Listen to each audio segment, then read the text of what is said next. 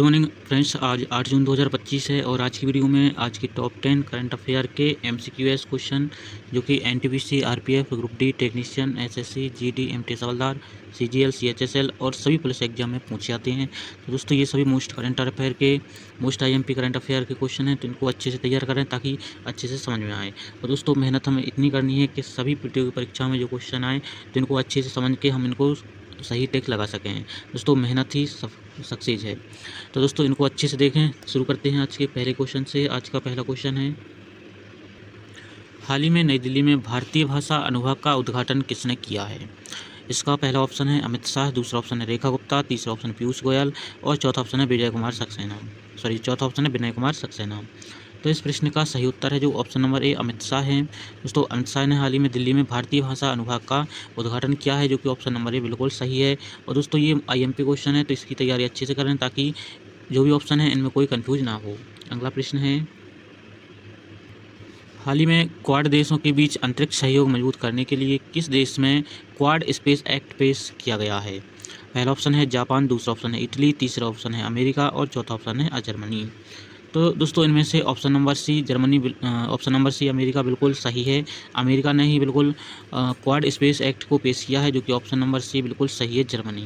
और दोस्तों ये IMP क्वेश्चन है, तो इसकी भी तैयारी अच्छे से करें ताकि इनमें कोई कन्फ्यूजन ना हो। अगला प्रश्न है, हाल ही में तेनल्ला बालकृष्ण पिल्लई का 95 वर्ष की आयु में निधन हुआ है। वे कौन थे? पहला ऑप्शन है संगीतकार, दूसरा ऑप्शन शिक्षाविद, तीसरा ऑप्शन इतिहासकार और चौथा ऑप्शन है राजनीतिज्ञ। तो इनमें से ऑप्शन नंबर डी राजनीतिज्ञ बिल्कुल सही है। राजनीतिज्ञ तेनल्ला बालकृष्ण पिल्लई का हाल ही में 95 वर्ष की उम्र में निधन हुआ है, जो कि ऑप्शन नंबर डी बिल्कुल सही है, राजनीतिज्ञ। अगला प्रश्न है, हाल ही में दक्षिण भारत के किस राज्य ने अपने कर्मचारियों को 5 लंबित महंगाई भत्ते में से 2 का भुगतान करने का फैसला किया है? दोस्तों हाल ही में वह कौन सा राज्य है जिसने कर्मचारियों को लंबित महंगाई भत्ते में से 3 को भुगतान देने से इनकार कर दिया है, सिर्फ 2 को भुगतान देने का फैसला किया है? तो इस प्रश्न का ऑप्शन पहला है कर्नाटक, दूसरा ऑप्शन है तेलंगाना, तीसरा ऑप्शन तमिलनाडु और चौथा ऑप्शन है आंध्र प्रदेश। तो इस प्रश्न का सही उत्तर क्या होगा दोस्तों? इनमें से ऑप्शन नंबर बी तेलंगाना बिल्कुल सही है। तेलंगाना में ही हाल ही में कर्मचारियों को 5 महंगाई भत्ते में से 2 को भुगतान किया जाएगा, जो कि ऑप्शन नंबर बी बिल्कुल सही है। दोस्तों ये IMP क्वेश्चन है, तो इसकी तैयारी भी अच्छे से करें ताकि कोई कन्फ्यूजन ना हो।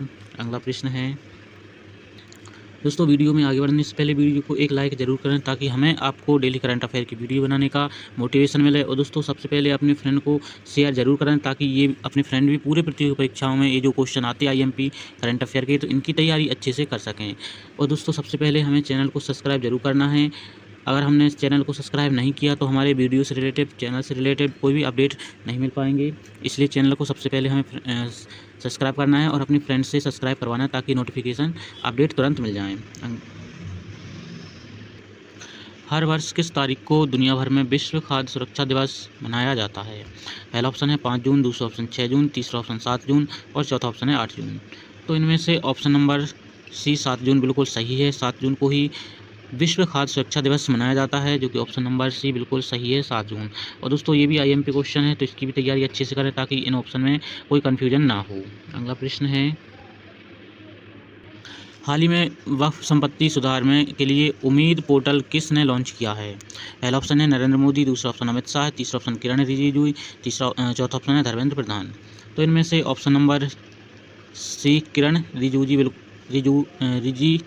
बिल्कुल सही है। किरण रिजिजू ने हाल ही में वक्फ संपत्ति सुधार के लिए उम्मीद पोर्टल को लॉन्च किया है, जो कि ऑप्शन नंबर सी बिल्कुल सही है। और दोस्तों ये भी IMP क्वेश्चन है, तो इसकी तैयारी भी अच्छे से करें ताकि कोई कन्फ्यूजन ना हो। अगला प्रश्न है, हाल ही में किस देश की पूर्व विदेश मंत्री एनालेना बेरबॉक को संयुक्त राष्ट्र महासभा का अध्यक्ष चुना गया है? पहला ऑप्शन है जर्मनी, दूसरा ऑप्शन फ्रांस, तीसरा ऑप्शन है रूस और चौथा ऑप्शन है ऑस्ट्रेलिया। तो इनमें से एनालेना बेरबॉक किस देश की हैं जिनको हाल ही में संयुक्त राष्ट्र महासभा का अगला अध्यक्ष चुना गया है? तो दोस्तों इस प्रश्न का सही उत्तर है option number A Germany. Germany की पूर्व विदेश मंत्री एनालेना बेरबॉक को हाल ही में संयुक्त राष्ट्र महासभा का अगला अध्यक्ष चुना गया है, जो कि ऑप्शन नंबर ए बिल्कुल सही है, जर्मनी।